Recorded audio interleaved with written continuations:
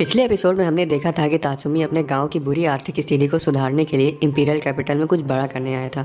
लेकिन कैपिटल पहुंचने पर उसे पता चलता है कि वहां के प्राइम मिनिस्टर के बहुत ज़्यादा करप्ट होने की वजह से पूरे देश की हालत ख़राब है। लेकिन नाइट रेड नाम के एक असैसिन ग्रुप के मेंबर्स वहाँ के सभी भ्रष्ट अफसरों का कत्ल करके देश में क्रांति लाना चाहते हैं। उनके मकसद को जानने के बाद तात्सुमी उनमें शामिल हो जाता है और उसे उनके रेलिक्स के बारे में पता चलता है, जो कि उनकी शक्तियों को कई गुना तक बढ़ा देता है।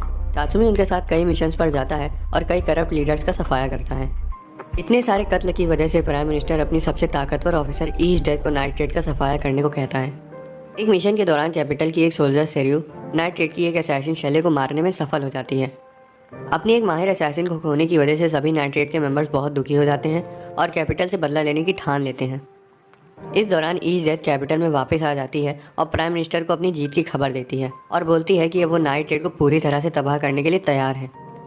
प्राइम मिनिस्टर खुश होकर उससे पूछता है कि उसे अपनी उपलब्धियों के लिए क्या चाहिए, जिस पर वो सभी को हैरान करते हुए बोलती है कि वो किसी ऐसे को ढूंढ रही है जिसे वो खुलकर प्यार कर सके।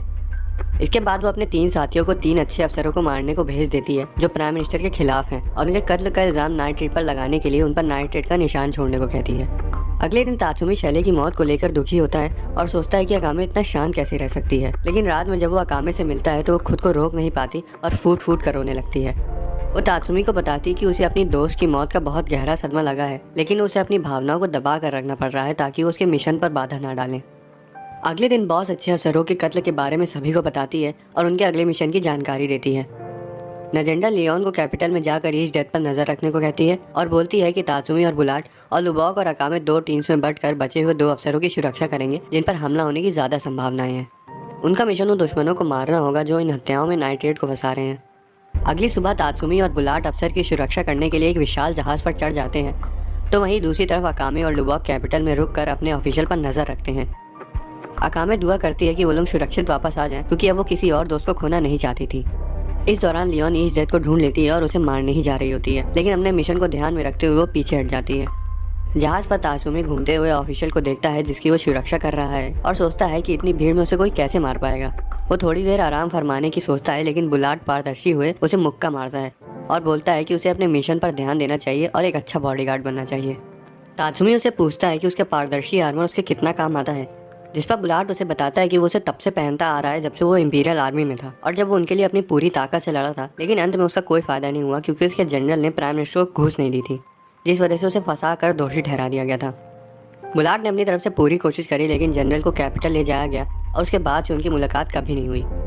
बाद में उन्होंने बुलाट पर भी आरोप लगाने शुरू कर दिए, जिसके बाद वो इन कर्सियों को चुरा कर वहाँ से भाग गया और भ्रष्ट सरकार से लड़ने के लिए नाइट रेड में शामिल हो गया।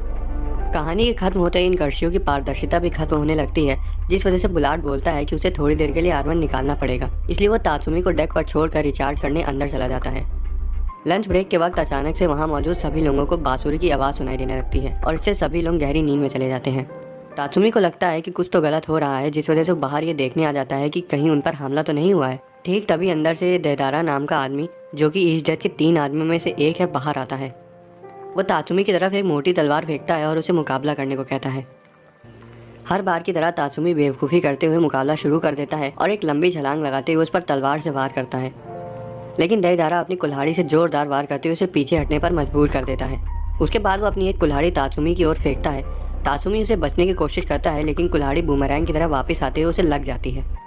देदारा अपने रेलिक का नाम बेलबाग बताता है और फिर से एक कुल्हाड़ी तात्सुमी की तरफ फेंकता है। तात्सुमी अपना अंगूर जितना दिमाग लगाकर कुल्हाड़ी के आगे भागते हुए अपनी कछुए जैसी फुर्ती दिखाता है, लेकिन बुलाट उसे मुक्का मार देता है और बोलता है कि वो नाड़ियों वाले काम कर रहा है। देदारा उससे पूछता है कि वो कौन है और उस पर बांसुरी का असर क्यों नहीं हुआ, जिस पर बुलाट बोलता है कि बांसुरी की धुन उसके मर्दाना तेज को चीर नहीं पाई। तभी वो उसके पैर पर लगे घाव को देखता है और समझ जाता है कि वो सिर्फ बातों के बताशे बना रहा है और उसने छलावे से निकलने के लिए अपने पैर पर चाकू भोंका है।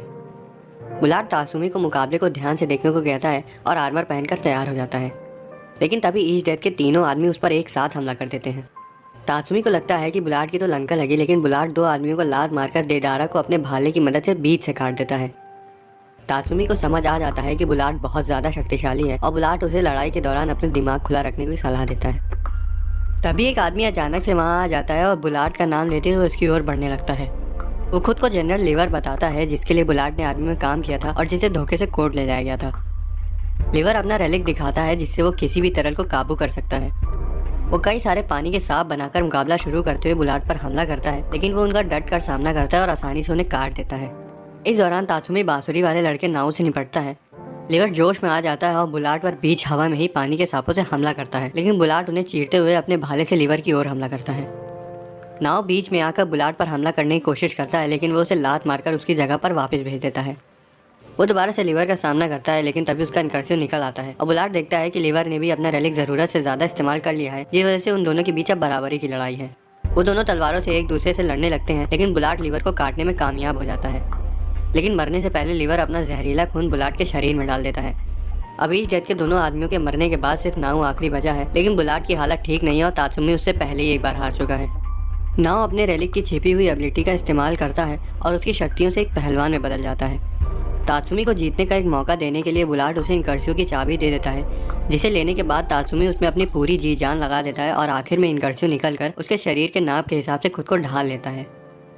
इनकर्सियों को पहनने के बाद तात्सुमी और नाव एक दूसरे की ओर मुक्का चलाते हैं और तात्सुमी उसका उसी एक बार में काम तमाम कर देता है। एक बार फिर से वो लोग अपना मिशन पूरा कर लेते हैं और 3 नए रेलिक्स बरामद करते हैं, लेकिन अपने एक होनहार साथी बुलाट को खो बैठते हैं। कुछ दिनों बाद बॉस हाल ही के मिशन में मिले रेलिक्स को सुरक्षित रखने और नए लोगों की भर्ती की अर्जी डालने के लिए हेडक्वार्टर चली जाती है। वो अकामे को इंचार्ज बना देती है और उसकी गैर मौजूदगी में सभी को ट्रेनिंग देने को कहती है। माइन भी अपनी चोट से उभर कर सभी के साथ ट्रेनिंग करना शुरू कर देती है। दूसरी तरफ ईस्ट डेथ जैगर्स नाम के 6 रेलिक होल्डर्स की टीम बनाती है। उसके नए ग्रुप में एक गांव का लड़का वेव, जिसने इंपीरियल नेवी में कई साल काम किया है और वो बिल्कुल तात्सुमी के जुड़वा भाई की तरह लगता है। कुरुम, जो कि अकामे की छोटी बहन है, ये दिमागी मरीज सेरियो, ये आदमी डॉक्टर स्टाइलिस, ये पहलवान बुल और खुद को 30 माह खान समझने वाला रन है। अपना परिचय देने के बाद सभी बैठ जाते हैं और ईस्ट डेथ उन्हें बताती है कि पहले तो वो किसी ऐसे को ढूंढ रही है जिसके साथ वो प्यार में गिर सके, और दूसरा वो शैले से मिली कैची के साथ फिट बैठने वाले आदमी की भी तलाश कर रही है। एक योग्य योद्धा ढूंढने के लिए वो लोग शहर में मार्शल आर्ट टूर्नामेंट रखने का फैसला करते हैं। इधर कैपिटल में तात्सुमी लुबाक की दुकान में चला जाता है, जिसके तय खाने में उनका सीक्रेट बेस है। तात्सुमी उससे और लियोन से ईस्ट डेथ के बारे में जानकारी देता है और पूछता है कि हर कोई उससे इतना क्यों डरता है, जिस पर वो उसे उसके लड़ने के भयानक तरीके और खूंखार अंदाज के बारे में बताते हैं। उसके बाद लुबाक तात्सुमी से कहता है कि अगर उसे ईस्ट डेथ को नज़दीक से देखना है तो वो टूर्नामेंट में भाग ले सकता है, और अगर वो जीत गया तो मिले हुए पैसों को अपने गाँव भेज सकता है। तात्सुमी को इसमें अपना कोई नुकसान नहीं दिखाई देता है, इसलिए वो टूर्नामेंट में अपना नाम दर्ज करवा लेता है।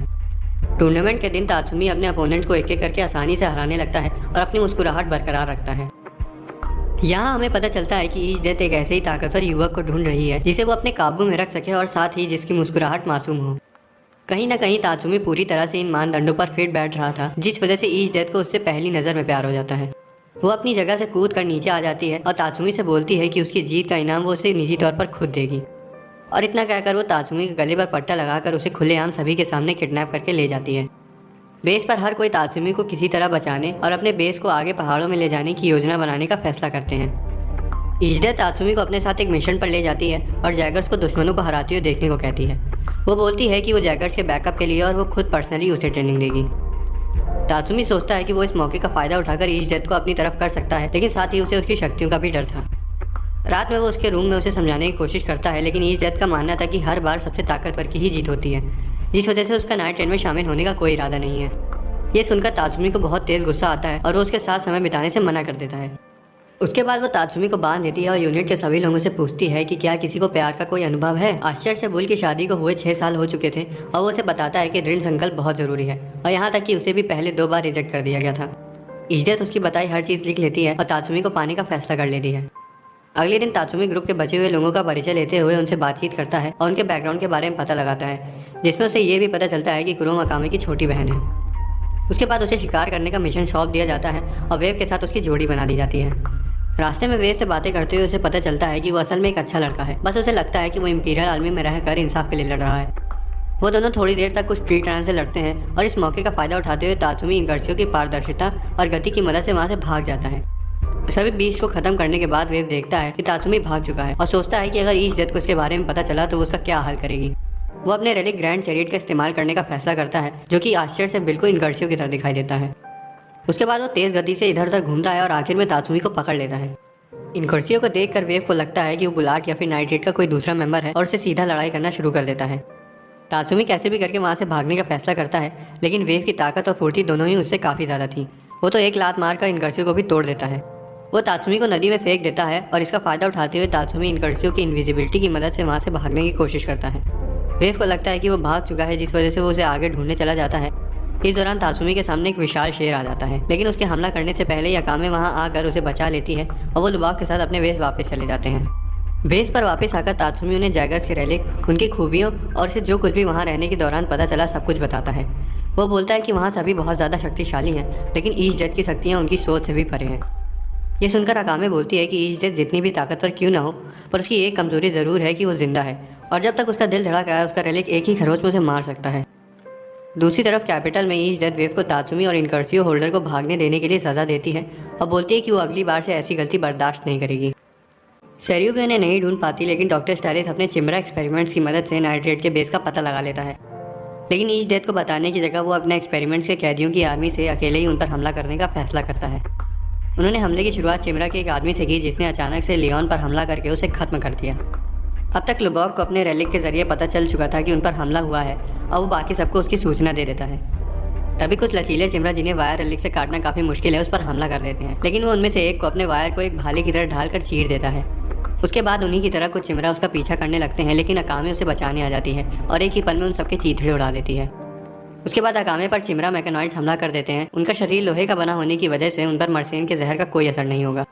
वो उनसे लड़ने के लिए आगे बढ़ती है तो उधर लुबॉक आयरन गोलेम से निपटता है। इस दौरान तात्सुमी इनकर्सियो पहनकर बिल्डिंग से बाहर कूद जाता है और डॉक्टर स्टाइलिस के सैनिकों पर मुक्के बरसाने लगता है।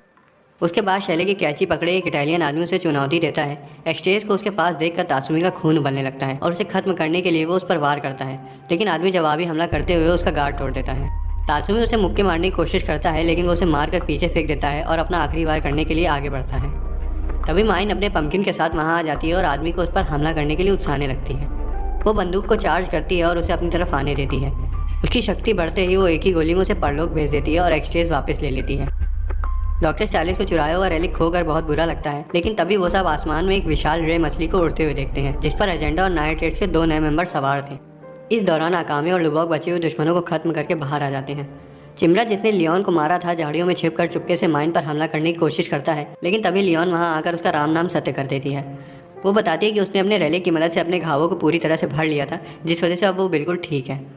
उसके बाद वो सभी एक साथ आ जाते हैं और बचे हुए चिमरा उन्हें घेर लेते हैं।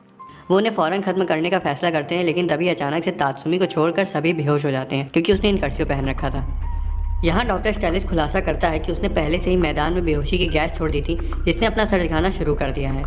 तात्सुमी अपने साथियों को अकेले बचाने की सोचता है, लेकिन तभी बॉस नए मेंबर्स में से एक को अपनी ताकत दिखाने के लिए नीचे भेज देती है। नीले बालों वाला लड़का सुसानो अपने विशाल ब्लेड वाले हथियार का इस्तेमाल करता है और वहाँ मौजूद सभी चिमरा सोल्जर्स को आसानी से मार देता है। डॉक्टर स्टाइलिस सुसानो को मारने के लिए मरे हुए सोल्जर्स में लगे बम को दाग देता है, लेकिन सुसानो खुद में ही एक ह्यूमनाइड रेलिक होने का खुलासा करते हुए अपनी सारी चोटों को ठीक कर लेता है। अपने सभी आदमियों को हारा हुआ देखकर डॉक्टर स्टाइलिस वहाँ से भागने की कोशिश करता है, लेकिन सुसानो उसे पकड़ लेता है। आखिर में कोई चारा ना होने की वजह से डॉक्टर उनसे मुकाबला करने का फैसला करता है और खुद में एक सीरम इंजेक्ट करते हुए एक विशाल दानव में बदल जाता है। वो उन पर हमला करता है, लेकिन सुसानो उसके वार को रोक लेता है। तो वहीं तात्सुमी अकामे को लेकर दानव के सिर की तरफ चला जाता है, जहाँ डॉक्टर की असली बॉडी मौजूद है। माइन उस पर अपने एनर्जी ब्लास्ट से हमला करती है और अकामे आखिरी वार करते हुए उसे मर्सेन से काट देती है और उसके जहर की वजह से डॉक्टर की मौत हो जाती है। दुश्मनों को हराने के बाद वो सभी बॉस से मिलते हैं और वो उन्हें ग्रुप के नए मेंबर से मिलवाती है। वो सभी को पहाड़ों में काफ़ी दूर एक जगह पर ले जाती है, जहाँ उन्हें ढूंढ पाना मुश्किल होगा। नए मेंबर्स का परिचय शुरू होता है और पहले बारी आती है चेल्सा की, जो कि एक माहिर असैसिन है और उसने लगभग अकामे के बराबर कत्ल किए हैं। वो तुरंत अकामे से घुल मिल जाती है, लेकिन माइन का मजाक उड़ाने की वजह से उनमें थोड़ी अनबन हो जाती है। दूसरी तरफ सुसानो एक हैंडसम मुंडा है, जिसकी खासियत खाना बनाना, कपड़े धुलना और यहाँ तक कि पूरा घर बनाना है। उसके एक रेलिक होने के बावजूद लुबॉक उसे अपना प्रतिद्वंदी समझता है, तो वहीं माइन बिना मतलब के चेल्सी से चिढ़ जाती है। कैपिटल पर सेरियो डॉक्टर की मौत का शोक मना रही होती है, क्योंकि ऑगर के बाद वो उसे ही अपना मास्टर मानती थी, लेकिन ईस्ट जेट उसे संतावना देते हुए उसकी ज़िंदगी अपने लिए समर्पित करवा लेती है। वेव कुरम के साथ चलते हुए उसे बताता है कि वो एक मर्द का कर्तव्य निभाने के लिए सेरियो को खुश करेगा, लेकिन जब वो ईस्ट जेट और सेरियो को गले लगते हुए देखता है तो उसे लगता है कि अब बहुत देर हो चुकी है। नाइट रेड के अपने नए बेस में बॉस उन्हें बताती है कि उनकी आखिरी लड़ाई नज़दीक आ रही है, इसलिए वो अगला महीना परीक्षण और अपने कौशल को बढ़ाने में बिताएंगे। पूरा महीना ट्रेनिंग के बाद वो सभी ज़्यादा शक्तिशाली महसूस करते हैं और तात्सुमी इनकर्सियो के भाले को भी इस्तेमाल करना सीख गया है। यहाँ पता चलता है कि सुसानो अपने पिछले मास्टर के मरने के बाद निष्क्रिय पड़ा हुआ था, लेकिन बॉस को देखने के बाद उनके साथ चलने का फैसला कर लेता है, क्योंकि वो बिल्कुल उसके पुराने मास्टर की तरह दिखती थी। हमें यह भी पता चलता है कि चेल्सी का रेलिक उसका मेकअप किट है, जिससे वो अपने रूप और कद को पूरी तरह से बदल सकती है और किसी भी जीवित चीज़ का रूप ले सकती है। ट्रेनिंग खत्म होने के बाद चेल्सी उनसे बोलती है कि वो सभी अच्छे फाइटर्स हैं, लेकिन उनके मरे हुए मेंबर जितने ताकतवर नहीं हैं, इसलिए उन्हें अपनी कमर कस लेनी चाहिए।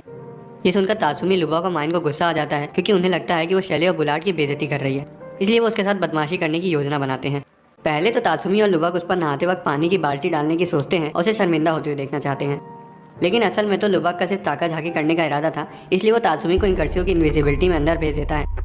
लेकिन अंदर पहुंचते ही अचानक से चेल्सी की जगह सुसानो पानी से बाहर आता है और बोलता है कि भले ही वो उसे देख नहीं सकता, लेकिन उसकी मौजूदगी को महसूस कर सकता है। तात्सुमी को समझ आ जाता है कि उसका प्लान अब काम नहीं करने वाला, इसलिए वो इन कर्सियों को उतार देता है। अचानक से सुसानो फिर से चेल्सी में बदल जाता है और वो उसे बताती है कि वो उसकी मौजूदगी को नज़दीक आते हुए पहले से महसूस कर चुकी थी, इसलिए उल्टा उसने उसी के साथ प्रैंक कर दिया।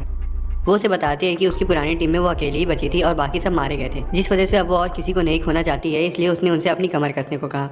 ये सुनकर तात्सुमी को अपनी गलती महसूस हो जाती है और वो उससे माफ़ी मांगता है और वहाँ से चला जाता है। लेकिन उसके जाने से पहले वो उसे चेतावनी देते हुए बोलती है कि अगर उसने अगली बार ताका झाकी करी तो वो उसका बैंगन काट देगी और अखरोट उबाल देगी।